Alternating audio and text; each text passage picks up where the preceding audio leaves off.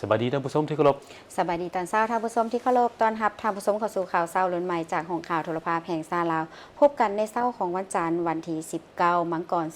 2026หับนาทีรายงานข่าวภาคนี้ข้าพเจ้าสุริวัลย์ผลเยี่ยมพร้อมด้วยเอกสารที่ประจักษ์จะเช่นเคยวันนี้พวกเราก็มีหลายข่าวที่น่าสนใจและมีความสำคัญมานำเสนอมาเริ่มที่วันที่16มังกรผ่านมาที่คณะพัวพันต่างประเทศศูนย์กลางพรรคท่านบุญเรือพันตานุวงศ์หัวหน้าคณะพัวพันต่างประเทศศูนย์กลางพรรคได้ต้อนรับการเข้าเยี่ยมอำลาของท่านนางแฮเธอร์บาเรราเอกอัครราชทูตแห่งสหรัฐอเมริกาประจำลาวท่านหัวหน้าคณะพัวพันต่างประเทศศูนย์กลางพรรคได้แสดงความสมเสยและตีราคาสูงต่อผลสำเร็จในการปฏิบัติหน้าที่การทูตอยู่ลาวตลอดระยะผ่านมาโดยได้ประกอบส่วนอย่างตั้งหน้าเข้าในการสุขยู่และส่งเสริมการร่วมมือระหว่างสองประเทศลาวอเมริกาในหลายด้านเป็นต้นแมนการสุขยู่การแลกเปลี่ยนการเยี่ยมยามระหว่างคณะผู้แทนของสหรัฐอเมริกาและสาธารณรัฐประชาธิปไตยประชาชนลาวในหลายระดับและหลายแขนงรวมทั้งการจะตั้งปฏิบัติโครงการร่วมมือต่างๆเช่นเวียกงานปราบปรามยาเสพติดการบังคับใช้กฎหมายเวียกงานเก็บกู้ระเบิดบ่ทันแตกการร่วมมือด้านเศรษฐกิจการค้าการศึกษาสาธารณสุขโภชนาการวัฒนธรรมและเวียกงานอื่นๆพิเศษมันได้ประกอบส่วนเข้าในการเฉลิมฉลองครบรอบ70 ปีการสร้างตั้งสายพัวพันการทูตระหว่างลาวและอเมริกาการร่วมมือกันในโครงการขุดค้นกระดูกและสิ่งเศษเหลือของทหารอเมริกาที่หายสาบสูญในปางสงครามอยู่ลาวครบรอบ40 ปีในปี2025ผ่านมาท่านผู้ชมเนื่องในโอกาสเฉลิมฉลองวันสร้างตั้งสหพันธ์กรรมบาลลาวครบรอบ70 ปีที่จะมาถึงนี้สหพันธ์กรรมบาลลาวจัดหลายกิจกรรมฉลอง70 ปีอย่างยิ่งใหญ่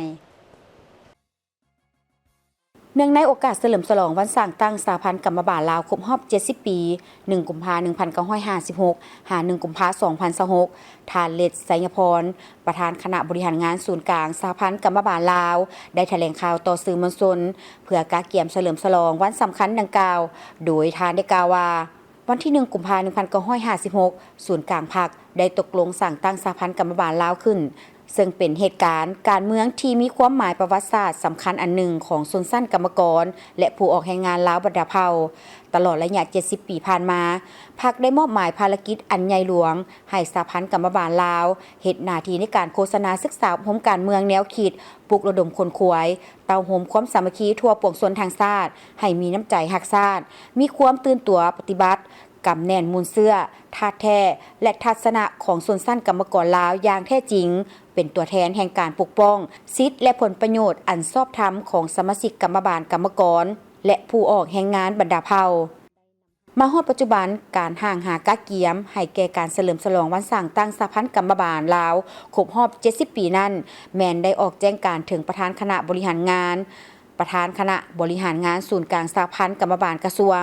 องค์การแขวงและนครหลวงเวียงจันทน์เรื่องการจัดตั้งการเฉลิมฉลองวันสร้างตั้งสหพันธ์กรรมบาลลาวครบรอบ70 ปีเพื่อเฮ็ดให้วันดังกล่าวได้จัดตั้งปฏิบัติและสอดคล้องกับสภาพเงื่อนไขตัวจริงของแต่ละภาคส่วนสอดคล้องกับความเป็นจริงในปัจจุบัน1ล่ะการจัดตั้งปฐกถาเราคืนมูลเชื่อประวัติศาสตร์ความเป็นมาการสร้างตั้งของสหพันธ์กรรมบาลลาวครบรอบ70 ปีนี่ให้กว้างขวางลึกซึ้งให้ทุกคนรับรู้เกี่ยวกับพระบทบาทสิทธิและหน้าที่และความหมายความสำคัญของการจัดตั้งกรรมบาลและความเป็นมาการประกอบส่วนต่อเวียกงานการปฏิบัติศาสตร์ในระยะก่อนก็คือระยะปัจจุบัน2มันบอกเรื่องจัดกิจกรรมถามตอบว่าทางด้านวิทยาศาสตร์ของเวียกงานกรรมบาลสร้างความรับรู้เกี่ยวกับบ้านสร้างตั้งกรรมบาลลาวแนวใดอันนี้แม่นว่าอยากให้เล็งใส่หลายกลุ่มคนโดยเฉพาะบรรดาสมาชิกกรรมบาลอยู่แต่ละโครงงานประชาชนนักเรียนรู้นักศึกษาแต่ละชั้นเพื่อเฮ็ดให้นักเรียนรู้นักศึกษาขั้นมัธยมตอนต้นตอนปลายบ่ต้องได้เข้าใจว่าเวียกงานกรรมบาลแม่นแนวใดความหมายความสำคัญของเวียกงานกรรมบาลแนวใดประชาชนก็ต้องได้รับรู้บรรดาองค์การจะตั้งภาครัฐและเอกชนก็ต้องได้รับรู้อย่างลึกซึ้งอันนี้แม่นพวกเฮาจะสงสัย 3เลยมันว่าหลังจัดขบวนการบริจาคเลือดเพื่อช่วยเหลือสังคมกวดสุขภาพและอื่นๆการจัดขบวนการบริจาคเลือดนี้ก็ขอให้แต่ละแขวงแต่ละองค์การจะตั้งในสร้างขบวนการเพราะว่าเห็นได้ว่าสภาพปัจจุบันนี้การเรียกร้องต้องการความมีห้องต้องการเกี่ยวกับการเลือดเพื่อช่วยเหลือชีวิตของบรรดาบุคคลที่จะมีความจำเป็นนั้นยังมีหลวงหลายอันนี้พวกเราก็เป็นกิจการหนึ่งที่มีความสำคัญนอกจากนี้ถ้าแขวงใดมีเงินไขภาคส่วนใดมีเงินไขก็จะได้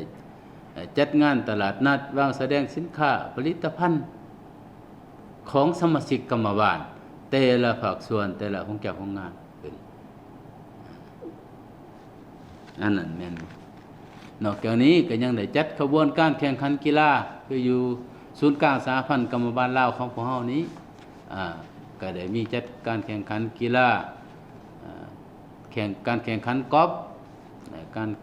แข่งขันดอกปีกไก่และกีฬาบูนกีฬาเปตังเนาะก็จะได้การแข่งขันนอกจากนี้ก็ยังมีการกิจกรรมอื่นๆอีก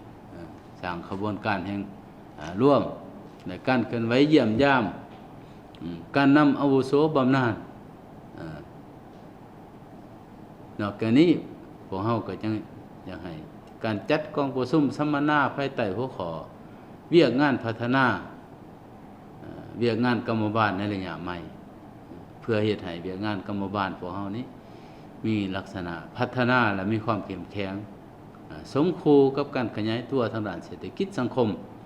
ในระยะต่อหน้านี้พวกเฮาจะต้องได้บุกเบิกหลายทั้งหมดนั้นแม่นเพื่อเฮ็ดให้ทันแถวสมาชิกกรรมบาลกรรมกรและผู้ออกแรงงานให้ปฏิบัติตามแนวทางเปลี่ยนแปลงใหม่ของพรรคมีความสามัคคีมีระเบียบวินัยในการออกแรงงานจัดตั้งผันขยายแนวทางเปลี่ยนแปลงใหม่อย่างรอบด้านและมีหลักการของพรรคเข้าสู่เวียกงานตัวจริงโดยถือเอาการศึกษาอบรมการเมืองแนวคิดให้สมาชิกกรรมกรกรรมบาลผู้ออกแรงงานและมหาชนเป็นเวียกงานสำคัญและแม่นเวียกงานแถวหน้าของพรรคท่านผู้ชมที่เคารพพรรคคอมมิวนิสต์เวียดนามนับตั้งแต่สร้างตั้งขึ้นในปี 1930 ได้จัดกองประชุมใหญ่ทั่วประเทศมาแล้ว 13 ครั้งซึ่งแต่ละครั้งล้วนได้เป็นขีดหมายสำคัญในการเติบใหญ่ขยายตัวของพรรคและประเทศชาติในวันนี้ทีมข่าวพวกเขาจะนำเสนอมากผลอันพ้นเด่นของการจัดตั้งมติของประชุมใหญ่ผู้แทนทั่วประเทศครั้งที่ 13 ของพรรคคอมมิวนิสต์เวียดนามซึ่งที่ว่าได้เป็นการก้าวใหม่สู่ศักราชใหม่แห่งการพัฒนาเวียดนามในสภาพการโลกที่มีการผันแปรอย่างไววาและมีสิ่งท้าทายหลายพรรคคอมมิวนิสต์เวียดนามได้วางบรรดานโยบายยุทธศาสตร์ที่สำคัญเพื่อรับใช้การพัฒนาประเทศชาติโดยได้ตั้งหน้าในการจัดตั้งปฏิบัติมติของประชุมใหญ่ครั้งที่ 13 ของพรรคคอมมิวนิสต์เวียดนามได้รับผลสำเร็จอย่างน่าพึงพอใจผลสำเร็จที่พ้นเด่นแม่นการรักษาเสถียรภาพเศรษฐกิจมหาภาคการควบคุมอัตราเงินเฟ้อหนี้สาธารณะและการขาดดุลงบประมาณได้อย่างมีประสิทธิภาพดุลการค้าเกินดุลในระดับสูงอย่างต่อเนื่องอัตราการเติบโต GDP เฉลี่ยระยะ 2021-2025 บรรลุประมาณ 6.3 ส่วนห้อยต่อปีคาดคะเน GDP ในปี 2025 จะบรรลุได้หลายกว่า$510 ตรสหรัฐเพิ่มขึ้น 1.47 เท่าเทียบใส่ปี 2020 และรายรับเฉลี่ยต่อหัวคนประมาณ $5,000 สหรัฐเฮ็ดให้เวียดนามกลายเป็นประเทศที่มีรายรับเฉลี่ยสูงโครงสร้างเศรษฐกิจหันเปลี่ยนไปในทางบวกตามทิศทันสมัยโดยมีอัตราส่วนของอุตสาหกรรมและการบริการเพิ่มขึ้นหลายโครงการและองค์การจัดตั้งเศรษฐกิจที่อ่อนแอได้รับการแก้ไขโครงสร้างพื้นฐานได้รับการลงทุนอย่างเป็นระบบการพัฒนาแขนงเศรษฐกิจเอกชนได้รับการสร้างเงื่อนไขให้มีการขยายตัวกลายเป็นกำลังขับเคลื่อนที่สำคัญของพื้นฐานเศรษฐกิจการพัฒนาวัฒนธรรมสังคมและทรัพยากรมนุษย์ก็ได้รับมากผลที่สำคัญและมีความก้าวหน้าหลายด้านชีวิตการเป็นอยู่ของประชาชนได้รับการยกสูงขึ้นอย่างต่อเนื่องการพัฒนาทรัพยากรมนุษย์ได้รับการเอาใจใส่ปฏิบัติอย่างแท้จริงดัชนีการพัฒนาทรัพยากรมนุษย์ HDI บรรลุ 0.766 เพิ่มขึ้น 14 อันดับนอนในกลุ่มอันดับสูงดัชนีความสุขทั่วโลกเพิ่มขึ้น 33 อันดับจัดอยู่อันดับที่ 46 ในจำนวน 143 ประเทศ การศึกษาได้รับการเปลี่ยนแปลงใหม่โดยพื้นฐาน วิทยาศาสตร์เทคโนโลยี ปัญญาประดิษฐ์และการหันเป็นดิจิตอลได้รับการสุกยู่อัตราความทุกข์ยากลดลงอย่างแข็งแรงจาก 4.4 ส่วนห้อยในปี 2021 มาเป็น 1.3 ส่วนห้อยในปี 2025 บรรลุคาดหมายบ่มีไผถูกทิ่มไว้ข้างหลังระบบสาธารณสุขได้รับการพัฒนาอย่างตั้งหน้าควบคุมพยาธิระบาดต่างๆได้อย่างมีประสิทธิภาพและเป็นเจ้าของเทคโนโลยีการแพทย์ที่ทันสมัยประกันภัยสุขภาพกวมเอา 95.2 ส่วนห้อยของพลเมืองและอายุยืนเฉลี่ยบรรลุ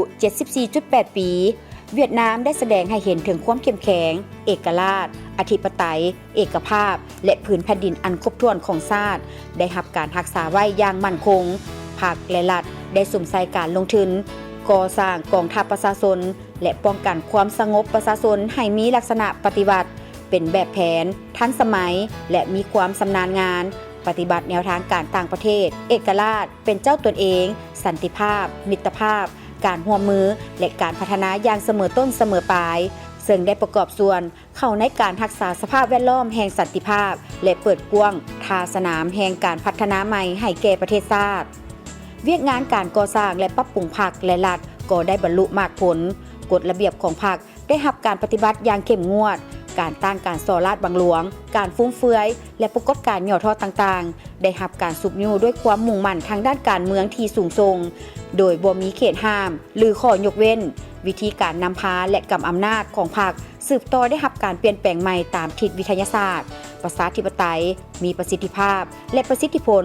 หลักแห่งกฎหมายสังคมนิยมเวียดนามของประชาชนโดยประชาชนและเพื่อประชาชนแม่นนับมีความเข้มงวดหอบด้านและกลมเกี่ยวกว่าเก่ากงจากการจัดตั้งของรัฐได้รับการจัดวางตามทิศกระทัดรัดเข้มแข็งมีสมรรถภาพและประสิทธิผลแต่ศูนย์กลางลงฮอดท้องถิ่นโดยเฉพาะแมนได้จัดตั้งอำนาจการปกครองขั้นศูนย์กลางและท้องถิ่น2ขั้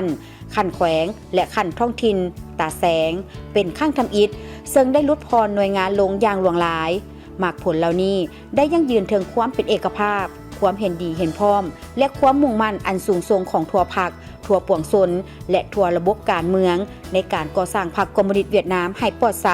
เข้มแข็งซึ่งได้รับการสนับสนุนและตีราคาสูงจากพนักงานสมาชิกพรรคและประชาชนนี่คือภาพรวมของความสำเร็จที่เวียดนามได้บรรลุภายใต้การนำพาของพรรคคอมมิวนิสต์และในระหว่างวันที่19-25มกราคม2026นี้พรรคคอมมิวนิสต์เวียดนามจะได้ดำเนินกองประชุมใหญ่ผู้แทนทั่วประเทศครั้งที่14กองประชุมใหญ่ครั้งนี้บ่เพียงแต่เป็นการสรุปเส้นทางการพัฒนา5ปีผ่านมากำหนดเป้าหมายและหน้าที่5ปีต่อหน้าเท่านั้นแต่ยังกำหนดแนวคิดยุทธศาสตร์วิสัยทัศน์และทิศทางการพัฒนาประเทศชาติจนถึงกลางศตวรรษที่21รายละเอียดติดตามได้จากรายงานกองประชุมใหญ่ผู้แทนทั่วประเทศครั้งที่14ของพรรคคอมมิวนิสต์เวียดนามจะไขขึ้นอย่างเป็นทางการในวันที่19-25มกราคม2026ในหัวข้อภายใต้ธงชัยอันสง่าราศีของพรรคสุ่มทุกกำลังกายกำลังใจปฏิบัติบรรดาเป้าหมายพัฒนาประเทศชาติจนถึงปี 2030 ให้สำเร็จผลเป็นเจ้าตนเองทางด้านยุทธศาสตร์กลุ่มตนเองมั่นใจก้าวขึ้นอย่างแข็งแรงในศักราชแห่งการบืนตัวขึ้นของชาติเพื่อสันติภาพเอกราชประชาธิปไตยหังมีเข้มแข็งสีวิไลและความผาสุกก้าวขึ้นสู่ลัทธิสังคมนิยมอย่างนักแน่นหัวข้อนี้แสดงให้เห็นถึงความเป็นเอกภาพทางด้านแนวคิดและการกระทำสุกยูความเสื่อมั่นยั่งยืนท่าแท้ภูมิปัญญาของพรรคและความเข้มแข็งทั่วชาติพร้อมทั้งมีความหมายสำคัญต่อการกำหนดทิศทางการพัฒนาของเวียดนามในระยะใหม่กองประชุมครั้งนี้เป็นบาทเก้าบุกทะลุและเป็นขีดหมายพิเศษที่สำคัญในเส้นทางการพัฒนาประเทศชาติไขขึ้นในช่วงเวลาที่เวียดนามกำลังมานะพยายามปฏิบัติบรรดาคาดหมายแนวทางหน้าที่ได้กำหนดไว้ในมติกองประชุมใหญ่ครั้งที่13ให้มีไซ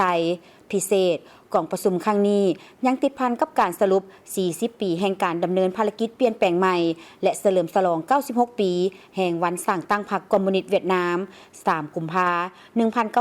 1930 23 กุมภาพันธ์ 2026 พร้อมทั้งให้เห็นถึงการเต้าโหมกำลัง และทิศทางของประเทศชาติในการสืบต่อสุขอยู่ภารกิจเปลี่ยนแปลงใหม่อย่างรอบด้าน โดยมีเป้าหมายสูงสุดแม่นการปฏิบัติคาดหมายพัฒนาประเทศชาติให้มีไซฮอบปี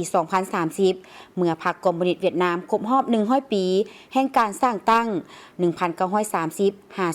2030 และก้าวไปถึงการหันวิสัยทัศน์ฮอดปี 2045 ให้ปรากฏผลเป็นจริง ซึ่งเป็นการเฉลิมฉลอง100 ปีแห่งการสร้างตั้งประเทศสาธารณรัฐสังคมนิยมเวียดนาม 1945 หา 2045 กองประชุมใหญ่ผู้แทนทั่วประเทศครั้งที่ 14 ของพรรคคอมมิวนิสต์เวียดนามยังได้วางทิศทางจุดสุมหน้าที่จุดสุมและบัตรก้าวเดินในหน้าที่โดยจุดหมายหลักการแม่นรักษาสภาพแวดล้อมแห่งสันติภาพเสถียรภาพให้มั่นคงพัฒนาประเทศชาติให้ไวและยืนยงพร้อมทั้งปกปักรักษาประเทศชาติให้มั่นคงทะนงแกนนอกจากนี้ยังเน้นหนักถึงการปรับปรุงและยกสูงชีวิตการเป็นอยู่ของประชาชนให้รอบด้านกลุ่มตนเองทางด้านยุทธศาสตร์เพิ่งตนเองสร้างความเข้มแข็งด้วยตนเองก้าวขึ้นอย่างแข็งแรงในศตวรรษใหม่ของชาติเป้าหมายฮอดปี 2030 แม่นการกลายเป็นประเทศที่กำลังพัฒนาที่มีอุตสาหกรรมทันสมัยมีรายรับเฉลี่ยสูงและหันวิสัยทัศน์ฮอดปี 2045 ให้กลายเป็นจริงเพื่อเป็นประเทศที่พัฒนาและมีรายรับสูงเพื่อประเทศเวียดนามที่มีสันติภาพเอกราชประชาธิปไตยหังมีเข้มแข็งหุ่งเฮืองศรีวิไลมีวัฒนธรรมมีความผาสุกก้าวขึ้นอย่างนักแน่นขึ้นสู่ลัทธิสังคมนิยมสู่ส่วนให้บรรลุอัตราเงินเติบโตของ GDP เฉลี่ยในระยะ 2026 หา 2030 ให้ได้10%ต่อปีขึ้นไป GDP เฉลี่ยต่อหัวคนฮอดปี 2030 ให้บรรลุประมาณ 8,500 ดอลลาร์สหรัฐดัชนีการพัฒนาทรัพยากรมนุษย์ HDI ให้บรรลุประมาณ 0.78 กองประชุมยังได้กำหนด6 หน้าที่จุดสุมและ3 บาท 9 บุกทะลุยุทธศาสตร์เพื่อเป็นทิศทางในการพัฒนาประเทศกองประชุมใหญ่ผู้แทนทั่วประเทศครั้งที่ 14 นี้เป็นจุดตัดสินต่ออนาคตการพัฒนาของเวียดนามโดยมีแนวทางที่ชัดเจนและเป้าหมายสู่การเป็นประเทศที่พัฒนาและมีรายรับสูงภายในปี 2045 พร้อมทั้งรักษาคุณค่าสังคมนิยมไว้อย่างหนักแน่นต่อที่สภาการค้าและอุตสาหกรรมแห่งชาติลาวจะนำเอาเนื้อในจิตใจมติของประชุมใหญ่ผู้แทนทั่วประเทศครั้งที่ 12 ของพรรคประชาชนปฏิบัติลาวไปจัดตั้งปฏิบัติผันขยายแต่หัวทีเพื่อกระตุ้นการพัฒนาเวียกงานการแข่งการค้าในระยะใหม่ให้ไปตามแผนนโยบายที่ได้กำหนดไว้ท่านวันทองสิทธิกุลรองประธานสภาการค้าและอุตสาหกรรมแห่งชาติได้เป็นตัวแทนให้สภาการค้าและอุตสาหกรรมแห่งชาติที่ได้เข้าร่วมกองประชุมใหญ่ผู้แทนทั่วประเทศครั้งที่ 12 ของพรรคประชาชนปฏิวัติลาวว่ามีความภาคภูมิใจและเป็นเกียรติอย่างยิ่งที่ได้เข้าร่วมกองประชุมผู้แทนทั่วประเทศครั้งที่ 12 ของพรรคประชาชนปฏิวัติลาวซึ่งเป็นกองประชุมครั้งประวัติศาสตร์ที่สำคัญในชีวิตการเมืองของพรรคประชาชนปฏิวัติลาวก็คือของทั่วพรรคและทั่วปวงชนลาวทั้งชาติโดยบรรดาเนื้อในจิตใจและมติของประชุมใหญ่ครั้งนี้จะกลายเป็นจุดเปลี่ยนที่สำคัญในการกำหนดแนวทางนโยบายของพรรคในระยะยาวนับแต่นี้ฮอดปี 2055 และระยะ 5 ปีนับแต่นี้ฮอดปี 2030ทั้งหมดนั้นจะเป็นทวนไฟเยื้องทางอันใส่แจ้งให้ทั่วภาคและทั่วปวงชนลาวบรรดาเผ่าเพื่อปฏิบัติ2หน้าที่ยุทธศาสตร์คือปกปักรักษาและสร้างสรรค์พัฒนาประเทศชาติของพวกเขาให้เจริญทางนี้และเข้มแข็งตลอดระยะที่ผ่านมานี้5 ปีผ่านมานี้ทางภาคธุรกิจของพวกเขาก็ได้เอาใจใส่เป็นอย่างยิ่งในการจัดตั้งปฏิบัติมติครั้งที่ 11 ของศูนย์กลางภาคโดยเฉพาะแมนการพัฒนาวิสาหกิจการพัฒนาผู้ประกอบการก็คือของเขตธุรกิจต่างๆในทั่วประเทศนี้ให้กลายเป็นเครื่องมืออันแหลมคมให้แก่ภาครัฐในการดัดสมทางด้านเศรษฐกิจโดยเฉพาะเป็นการเน้นการผลิตภายในเพื่อทดแทนการนำเข้าด้านต่างๆโดยเฉพาะเป็นทางด้านอุตสาหกรรมปรุงแต่งทางด้านเกษตรกรรมปลูกฝังเลี้ยงสัตว์อันด้านตั้งหน้าที่เกิดขึ้นใน5 ปีที่ผ่านมานี้ของภาคธุรกิจนี่เป็นทางด้านโลจิสติกและการขนส่งก็ได้มีการพัฒนาขึ้นอย่างต่อเนื่องให้มีการอำนวยความสะดวกในการจัดส่งสินค้าและบริการขนส่งสินค้าอยู่ภายในและต่างประเทศได้ดีขึ้นและนอกจากนั้นก็เป็นทางด้านพลังงานและแร่ธาตุ ก็ได้มีการพัฒนาไปตามแนวทางนโยบายของพรรคและรัฐบาลซึ่งพิเศษเป็นว่าภาคธุรกิจพวกเราได้เอาใจใส่ทางด้านการพัฒนาแห่งชาตินี้เป็นว่าเน้นให้มีการปรุงแต่งอยู่ภายในให้หลายขึ้นและทางด้านพลังงานนี้ก็เป็นว่าเน้นใส่การพลังงานสีเขียวและก็ให้มีการพลังงานลมและพลังงานแสงตะวันมีการพัฒนาดีขึ้นภายหลังสำเร็จกองประชุมใหญ่ครั้งนี้สภาการค้าและอุตสาหกรรมแห่งชาติลาวจะนำเอาเนื้อในจิตใจมติกองประชุมไปจัดตั้งผันขยายให้แทศเหมาะกับสภาพจุดพิเศษและหน้าที่การเมืองของแขนงการค้าการลงทุนตามแนวทางนโยบายของภาครัฐในระยะใหม่โดยเฉพาะแม่นคงเขตเวียกงานของตนเองรับผิดชอบเพื่อเฮ็ดให้ประเทศชาติมีเสถียรภาพทางด้านการเมืองเฮ็ดให้การค้ามีความมั่นคงเฮ็ดให้ประชาชนดำรงชีวิตและมีเงื่อนไขทำมาหากินอย่างสะดวกสบายภาคธุรกิจพวกเรานี้จะต้องได้สืบต่อปฏิรูปตนเองโดยเฉพาะรัฐวิสาหกิจแม้ว่าต้องเน้นหนักการปฏิรูปให้มีความโปร่งใสตรวจสอบได้ให้เป็นกรรมธุรกิจข้อหอยที่ว่าจะช่วยพัฒนาเป็นเครื่องมืออันแหลมคมให้แก่เศรษฐกิจแห่งชาติแล้ววันนี้ผู้ประกอบการทางด้านเอกชนก็จะต้องได้เอาใจใส่ปิ่นอ้อมซึ่งกันและกันเป็นเศรษฐกิจต้องโซ่สนับสนุนช่วยเหลือซึ่งกันและกันเน้นนักเกี่ยวกับการสร้างเศรษฐกิจเป็นเอกราชและเป็นเจ้าตนเองซึ่งว่าได้เน้นหนักที่สุดซึ่งปัจจุบันนี้ทางภาคธุรกิจพวกเราก็จะได้เอาแนวทางตัวนี้ไปจัดตั้งผันขยายซึ่งว่าแนวทางสอจนี่ก็ได้มีการจัดตั้งผันขยายมาแต่เบื้องต้นได้แล้วบนรอยอิงตามกองทุนตัวนี้เป็นการจะต่อยอดเศรษฐกิจสอจซึ่งว่าเหตุใดทั้งวิสาหกิจในทั่วประเทศนี้ใน5 ปีข้างหน้านี้มันจะต้องเอาใจใส่เรื่องการหันเป็นดิจิตอลเป็นเศรษฐกิจดิจิตอลซึ่งว่าทางรัฐได้มอบหมายให้ภาคธุรกิจพวกเราเอาใจใส่ในนักตัวนี้และนอกนั้นก็เป็นพัฒนาเศรษฐกิจขนาดน้อยและขนาดกลางให้ขยายตัวขึ้นหลายเท่าตัวอันนี้เป็นว่าเป้าหมายที่ว่าพวกเราจะเอาแนวทางตัวนี้ไปพันขยายต่อและนอกจากนี้ก็เป็นว่าเรื่องการพัฒนาผู้ประกอบการนี้จะได้พัฒนาให้มันมีสีสันแบบใหม่ขึ้นอีกในโอกาสที่ทานรองประธานสภาการค้าและอุตสาหกรรมแห่งชาติลาวได้แสดงความขอบใจอวยพรให้บรรดาการนำพรรครัฐและผู้แทนกองประชุมใหญ่ตลอดถึงพนักงานสมาชิกพรรคในทั่วประเทศเว้ารวมเว้าเฉพาะในทั่วแขนงการค้าจงมีสุขภาพเข้มแข็งเพื่อพร้อมการจัดตั้งปฏิบัติมติกองประชุมใหญ่ผู้แทนทั่วประเทศครั้งที่12ของพรรคให้ปรากฏผลเป็นจริงตามระดับคาดหมายที่วางไว้มาต่อที่ได้มอบเครื่องนุ่งห่มให้แก่เด็กน้อยที่ขาดเขินอยู่4 บ้านของเมืองบางเวียงและ2 บ้านอยู่แขวงหลวงพระบางสมาคมหัวมือพัฒนาวัยหนุ่มลาวจีนร่วมกับบรรดาองค์การการกุศลจากสาธารณรัฐประชาชนจีนได้นำเอาเครื่องนุ่งห่มที่ได้ร่วมกันระดมนำไปแจกจ่ายให้เด็กน้อยและประชาชนที่ขาดเขินหลายกว่า 5,000 คนอยู่4 บ้านของเมืองบางเวียงแขวงเวียงจันทน์และ2 บ้านอยู่แขวงหลวงพระบางและเขตอื่นๆโดยการร่วมมือกับคณะบริหารงานศูนย์กลางชาวหนุ่มประชาชนปฏิบัติลาว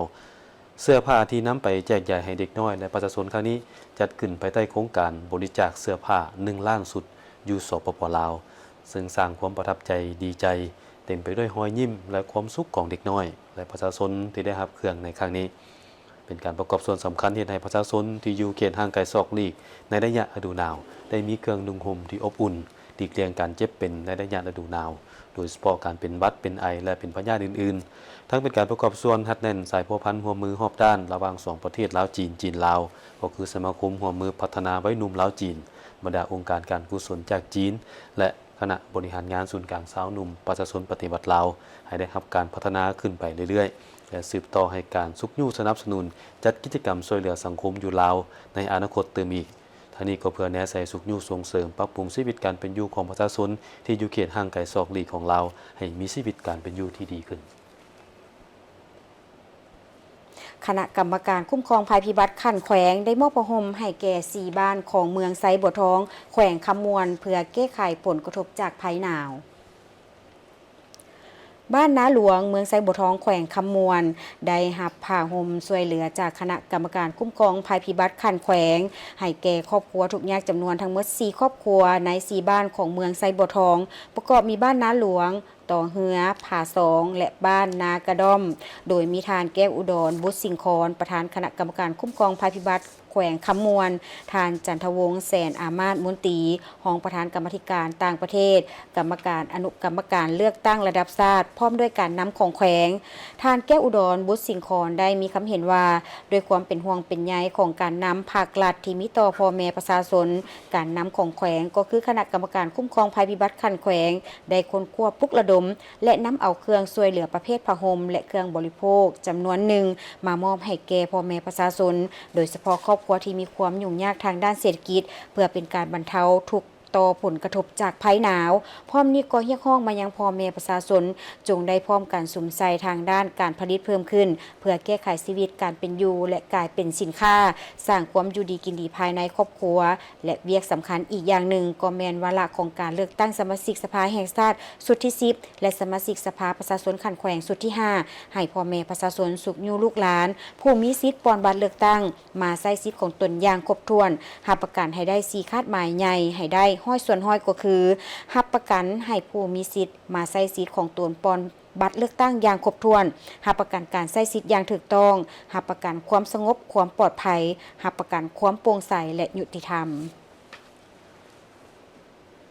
ไปต่อที่เมืองโขงเล็งสกัดกั้นการระบาดของพยาธิปากเปื่อยลงเล็บในงัวในระหว่างวันที่2ธันวาคม2025หาวันที่12มกราคม2026ได้มีรายงานการระบาดของพยาธิปากเปื่อยลงเล็บในหลายบ้านของเมืองโขงแขวงจำปาสักซึ่งส่งผลกระทบต่อสัตว์เลี้ยงโดยเฉพาะแม่นงัวของพ่อแม่ประชาชนเป็นจำนวนหลายดังนั้นในวันที่15มกราคมผ่านมาท่านพรไซวิรายะวงศาหัวหน้ากลุ่มเวียกสัตวแพทย์จากแขนงเลี้ยงสัตว์และการประมงแผนกกสิกรรมและสิ่งแวดล้อมของแขวงพร้อมด้วยวิชาการได้ลงเคลื่อนไหวซักยาป้องกันพยาธิอยู่กลุ่มหาดทรายคูนและกลุ่มกระดันในนี้มีบ้านหาดทรายคูน3ข้างเวิร์นขาวเพียงดีสนระเวียงและบ้านขีนาคโอกาสนี้ทานพรไซวิริยะวงศาได้รายงานในฮู้ว่าอิงตามการรายงานตัวเลขสัตว์ติดเชื้อเป็นต้นเป็นกลุ่มโสดพบสัตว์ติดเชื้อทั้งหมด 2,542 ตัวคืออยู่บ้านนาสงเปื่อยนี่610ตัวบ้านโสด 1,320 ตัวและบ้านนาป่าเกียบ612ตัวในนี้มีสัตว์ตาย212ตัวและส่วนที่เหลือแม้นได้รับการปิ่นปัวจนเศร้าเป็นปกติส่วนกลุ่มกระดันนี่พบสัตว์ติดเชื้อทั้งหมด347ตัวบ้านเซตสวรรค์73ตัวบ้านแสนโฮม56ตัวบ้านทาม่วง137ตัวบ้านเซตเต่าเล็ก47ตัวและบ้านนากระสัง34ตัวมีสัตว์ตาย14ตัวปัจจุบันแม่นกำลังสืบต่อปิ่นปัวอย่างใกล้ชิดพวกเขายังมีข่าวท้องถิ่นอีกจำนวนหนึ่งที่น่าสนใจมานำเสนอกงคุณใหญ่แห่งสาธารณรัฐสังคมนิยมเวียดนามประจำนครปากเซได้แถลงข่าวเกี่ยวกับกองประชุมใหญ่ผู้แทนทั่วประเทศครั้งที่14ของพรรคคอมมิวนิสต์เวียดนามจะจัดขึ้นระหว่างวันที่19หาวันที่25มกราคมนี้อยู่นครหลวงฮานอยโดยมีฐานสมบูรณ์เฮืองวงศาห้องประธานคณะกรรมการปกครองแขวงจำปาสักมีแผนกการต่างประเทศประธานสมาคมเวียดนาม4แขวงภาคใต้ซี่กองอันตปือสารวันและจำปาสักภาคส่วนเกี่ยวข้องพร้อมด้วยสื่อมวลชน4แขวงเข้าร่วมท่านนั่งตาเฟืองยุงกงสุลใหญ่แห่งสาธารณรัฐสังคมนิยมเวียดนามประจำนครปากเซได้แถลงว่ากองประชุมใหญ่ผู้แทนทั่วประเทศครั้งที่14ของพรรคคอมมิวนิสต์เวียดนามจะได้จัดขึ้นในระหว่างวันที่19หาวันที่25มกราคม2026อยู่ที่นครหลวงฮานอยซึ่งมีหัวข้อว่าภายใต้ทุ่งไส้อันสง่าราศีของพรรคร่วมแห้งร่วมใจเป็นจิตหนึ่งใจเดียวจะตั้งปฏิบัติสำเร็จบรรดาขาดหมายการพัฒนาประเทศชาติให้ได้รับชัยชนะจนถึงปี 2030 เป็นเจ้าตนเองทั้งด้านยุทธศาสตร์สร้างความเข้มแข็งด้วยตนเองมีความเสื่อมั่นก้าวขึ้นอย่างเข้มแข็งในศักราชแห่งการบืนตัวบุกทะลุของชาติเพื่อสันติภาพเอกราชประชาธิปไตยความห่างมีเข้มแข็งหุ่งเฮืองศรีวิไลมีความผาสุกและบาทกล่าวที่มั่นคงสู่สังคมนิยมกองประชุมใหญ่ผู้แทนทั่วประเทศครั้งที่14ของพรรคคอมมิวนิสต์เวียดนาม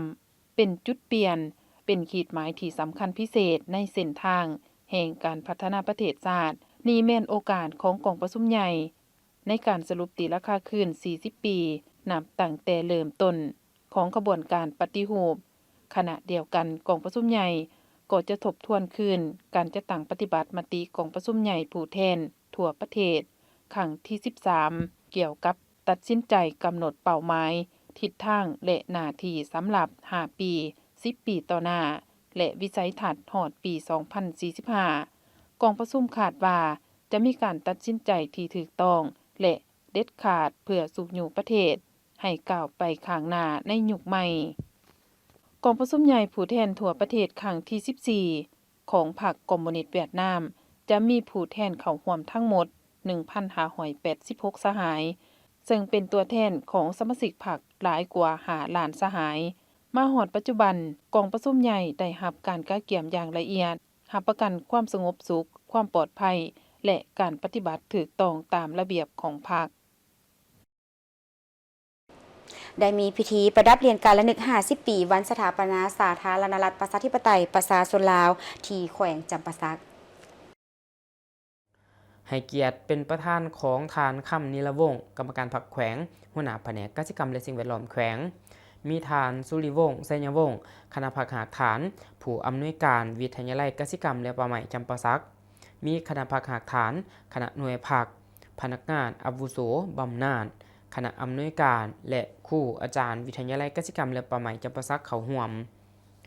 ในพิธีทานสุริวงศ์ไสยวงศ์คณะพรรคหากฐานผู้อำนวยการวิทยาลัยกสิกรรมและป่าไม้จำปาสักได้รายงานในหูโดยสังเขปเกี่ยวกับสภาพที่ต่างและภาระบทบาทการนำพาจัดตั้งปฏิบัติเวียกงานแต่ละด้านของวิทยาลัยอย่างมีผลสำเร็จจากนั้นก็ได้ผ่านข้อตกลงว่าด้วยการอนุมัติให้พนักงานราชการรับอุดหนุนบำนาญก็คืออนุมัติให้ทานนางแสงวิรัตทิพรักษา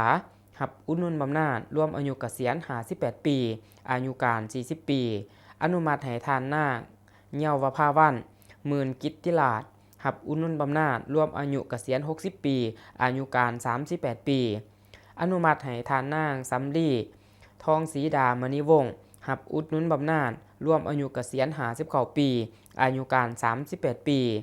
ผ่านข้อตกลงว่าด้วยการอนุมัติให้พนักงานราชการรับอุดหนุนเทื่อเดียวคืออนุมัติให้ทานสมปองผาสุกรับอุดหนุนเทื่อเดียวรวมอายุเกษียณ36 ปีอายุการ8 ปีโอกาสนี้ก็มีการมอบรับเหรียญระลึก50 ปีตามข้อตกลงว่าด้วยการอนุมัติให้พนักงานราชการที่ประจำการและพนักงานบำนาญของวิทยาลัยกสิกรรมและป่าไม้จำปาสักรับเหรียญการระลึก50 ปีวันสถาปนาสาธารณรัฐประชาธิปไตยประชาชนลาวจำนวน42ฐานยิง17ฐานในพิธีอันมีความหมายสำคัญทานค่ำนิรวงศ์กรรมการพรรคแขวงหัวหน้าแผนกกสิกรรมและสิ่งแวดล้อมแขวงก็ได้มีคำเห็นโอลมซึ่งทานได้ส้มเสยและขอบใจผลงานอันทุ่มเทของครูอาจารย์และพนักงานที่ได้ประกอบส่วนอย่างต่อเนื่องในการพัฒนาวิชาการศึกษากสิกรรมและป่าไม้ของแขวงพร้อมทั้งอวยพรให้พนักงานที่รับอุดหนุนบำนาญมีสุขภาพแข็งแรงและดำรงชีวิตอย่างมีความสุขไปต่อที่การนำคันสูงแขวงขมวนได้ลงมอบเครื่องช่วยเหลือบรรเทาทุกข์ให้ครอบครัวที่ถูกอัคคีภัย5หลังคาเรือนอยู่เมืองหนองบกในวันที่13 มังกร 2026ท่านวันไสพองสวรรค์เลขาคณะบริหารงานพรรคแขวงขมวนพร้อมด้วยการนำคันสูงของแขวงเคลื่อนไหวมอบเครื่องช่วยเหลือครอบครัวผู้ถูกผลกระทบจากอัคคีภัยอยู่บ้านสะดือเมืองหนองบกการเคลื่อนไหวครั้งนี้ก็เพื่อมอบเครื่องช่วยเหลือและเป็นการเบิ่งแยงทางด้านวัตถุและจิตใจแสดงความเป็นห่วงเป็นใยชีวิตการเป็นอยู่ของพ่อแม่ประชาชนที่ถูกผลกระทบจากนั้นก็ได้รับฟังการรายงานย่อจากนายบ้านสะดือเกี่ยวกับเหตุการณ์อัคคีภัยดังกล่าวแม่นได้เกิดขึ้นในเวลา 14:20 น.ของวันที่ 8 มังกร 2026ได้เกิดภัยใหม่เฮือนของประชาชนในจำนวน5ครอบครัวคือครอบครัวนางกมมลีครอบครัวนางดวงจันทร์ครอบครัวนางดอนครอบครัวนางหมอนและครอบครัวนางฤทธิ์ผลเสียหายทั้งหมดในจำนวน5ครอบครัวมีคำ2 สลึงรถไถนาย่างตาม3คันรถจักร5คันข้าวเปลือก108กระสอบจักรเหือหาง3เครื่องจักรตัดหญ้า2เครื่องตู้เย็น2หน่วยและปุ๋ยเคมีจำนวน6กระสอบรวมมูลค่าผลเสียหายทั้งหมด 1 ตื้อกว่ากีบจากนั้นก็ได้จัดพิธีมอบเครื่องช่วยเหลือให้ครอบครัวที่ถูกผลกระทบซึ่งประกอบมีเครื่องอุปโภคบริโภคเครื่องใช้ในครัวเรือนรวมเป็นเงินจำนวน73ล้านกว่ากีบพร้อมนี้ก็ได้มอบเงินสดให้ครอบครัวผู้ถูกผลกระทบจากอัคคีภัย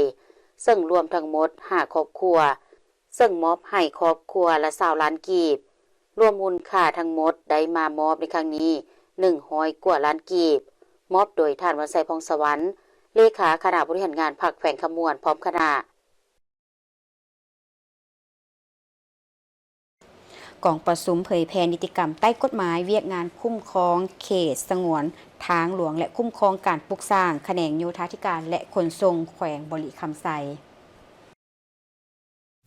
ในพิธีคณะปิดสอบเวียกงานที่เกี่ยวข้องจากแผนกโยธาธิการและขนส่งแขวงได้ขึ้นผ่านรัฐดำรัสของรัฐบาลฉบับเลขที่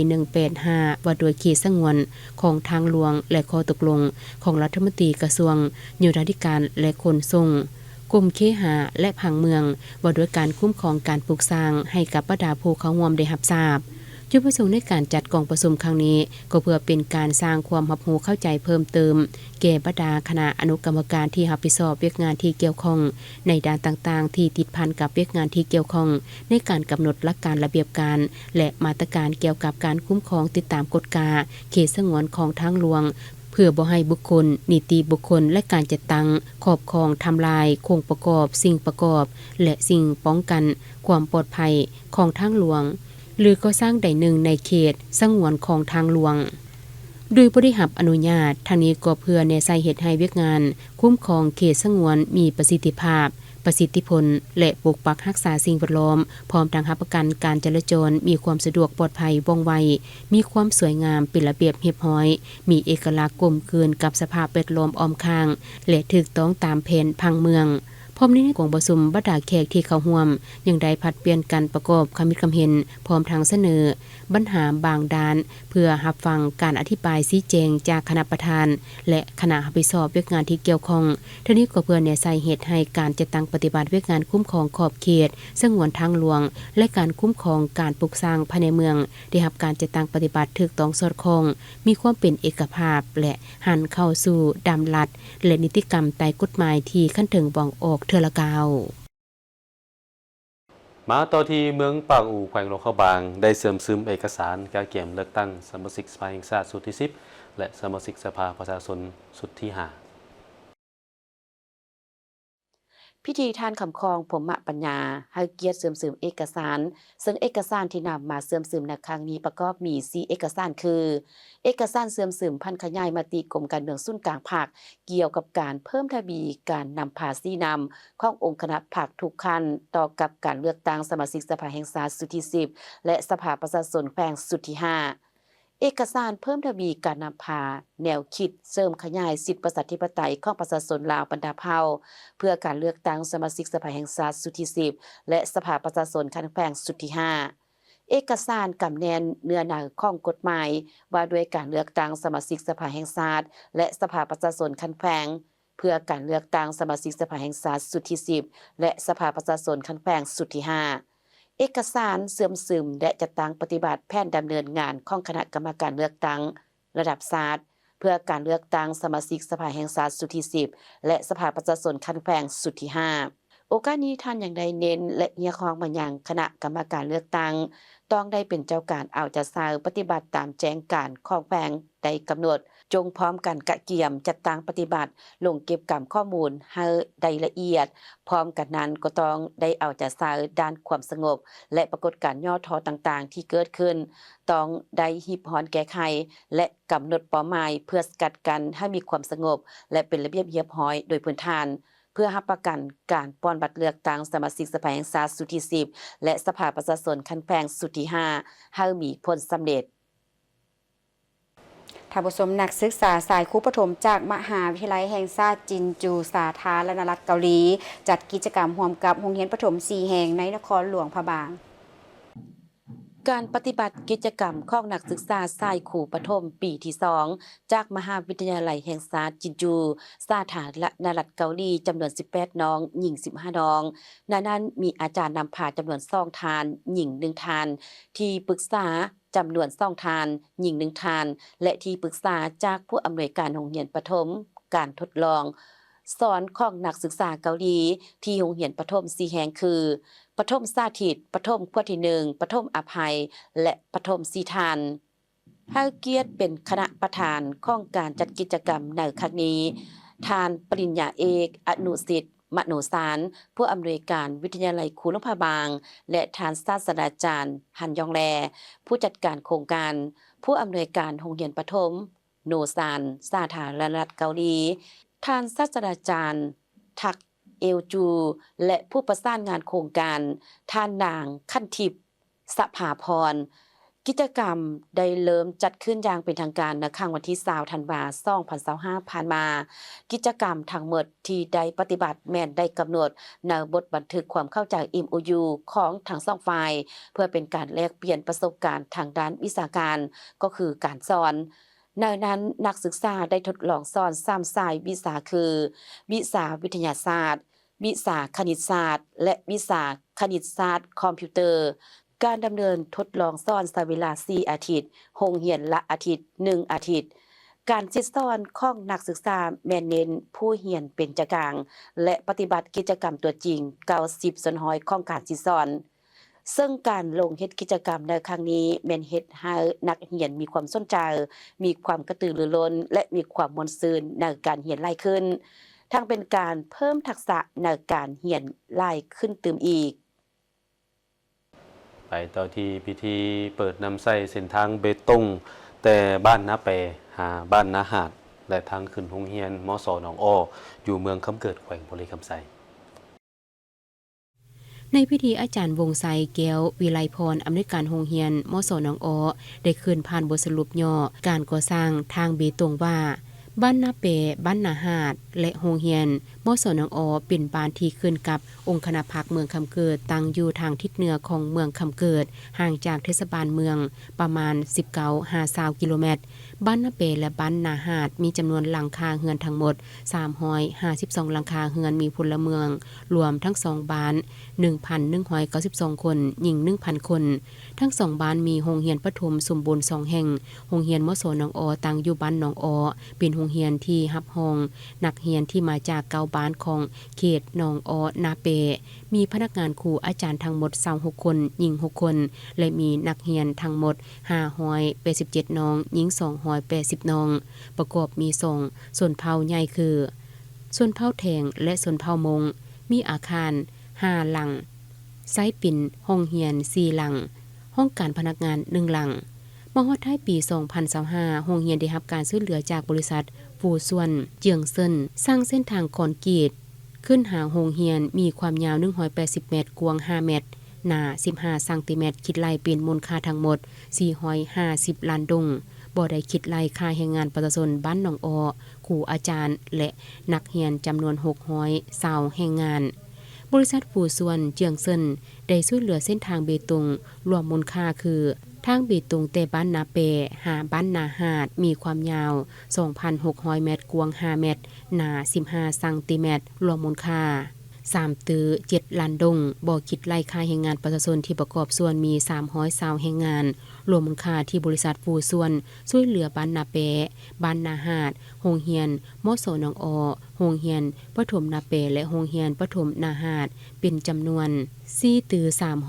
313ล้านกว่าดงจากนั้นก็ได้มอบไปย่อๆให้แก่บริษัทนักธุรกิจการจะตั้งบ้านที่ประกอบส่วนเขาในการก่อสร้างทางเบตงในครั้งนี้ให้เกียรติมอบโดยแม่ทานกีทรงลาวังกรรมการพรรคแขวงเลขาพรรคเมืองคำเกิดเจ้าเมืองทาแขกแขวงขมวนลงติดตามการปูทางเบตงในตัวเมืองท่านแก้ววิไลไสยบุตรเจ้าเมืองท่าแขกท่านไพวันบูลมหัวหน้าห้องว่าการเมืองท่าแขกพร้อมด้วยคณะได้ลงเคลื่อนไหวติดตามการปูทางเบตงภายในเมืองท่าแขกซึ่งการลงเคลื่อนไหวติดตามครั้งนี้แม่นได้ลง3จุดคือจุดที่1บ้านสุขสวรรค์ปูทางเบตงความกว้าง4เมตร ยาว402เมตรความหนา13-55ซนเมตรจุดที่2บ้านโพนสะอาดปูทางเบตงความกว้าง4เมตรยาว900เมตรความหนา13-55ซนเมตรและจุดที่3บ้านทะแขกเหนือปูทางเบตงความกว้าง4เมตรยาว220เมตรความหนา12-55ซนเมตรซึ่งได้เริ่มลงมือก่อสร้างแต่วันเสาร์5วันอาทิตย์ที่10-51เดือน1 2026เป็นต้นมาและในโอกาสลงเคลื่อนไหวติดตามการปูทางเบตงในครั้งนี้ท่านเจ้าเมืองยังเสนอมาอย่างภาคส่วนเกี่ยวข้องจงสืบต่อในการสุขอยู่ส่งเสริมการมีส่วนร่วมของสังคม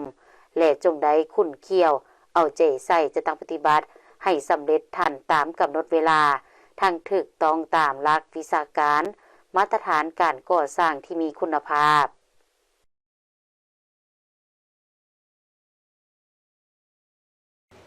ประชาชนบ้านห้วยแฮเมืองสุขุมมาแขวงจำปาสักได้สืบต่อก่อสร้างเส้นทางเบตงชุมชนระยะที่2ด้วยการเข้าร่วมพิธีเปิดการก่อสร้างเส้นทางเบตงของทานบัวเลียนเผยบุญส้มคณะประจำพรรคเมืองรองประธานคณะกรรมการปกครองเมืองทานโพธิศักดิ์คูณแก้วกรรมการพรรคเมืองประธานกลุ่มบ้านที่5มีพระสงฆ์และพนักงานข้าราชการที่เกี่ยวของเมืองในบ้านองค์การจัดตั้งบ้านพร้อมด้วยพ่อแม่ประชาชนเข้าร่วมโอกาสนี้ทานแสงวงจันท่าวิชาการผู้ช่วยเวียกงานของบ้านได้รายงานการก่อสร้างเส้นทางเบตงสามัคคีธรรมชุมชนสายของให้ฮู้ว่าการก่อสร้างเส้นทางเบตงเสริมเหล็กสามัคคีธรรมชุมชนสายของแม่นการสมทบทุนของพ่อแม่ประชาชนภาคส่วนสังคมทั้งภายในเมืองต่างแขวงและลูกหลานที่ไปเฮ็ดเวียกอยู่ต่างประเทศก็ได้มีส่วนร่วมในการสมทบทุนก่อสร้างเส้นทางดังกล่าวซึ่งการก่อสร้างเส้นทางระยะที่1แม้นสามารถจัดตั้งปฏิบัติสำเร็จแล้ว2เลนในวันที่20มังกรเส้นทางมีความยาว450เมตรกว้าง6เมตรความหนา20ซนเมตรรวมมูลค่าการก่อสร้าง320ล้านกีบในนั้นได้จากทุนสมทบของประชาชนจำนวน170ล้านกีบพระอาจารย์จำนวน49ล้านกีบภาคส่วนสังคมจำนวน99ล้านกีบนอกจากนี้ยังได้สืบต่อก่อสร้างเส้นทางที่ยังบ่ทันสำเร็จระยะที่2ต้นปี2026ดังนั้นองค์การปกครองจึงได้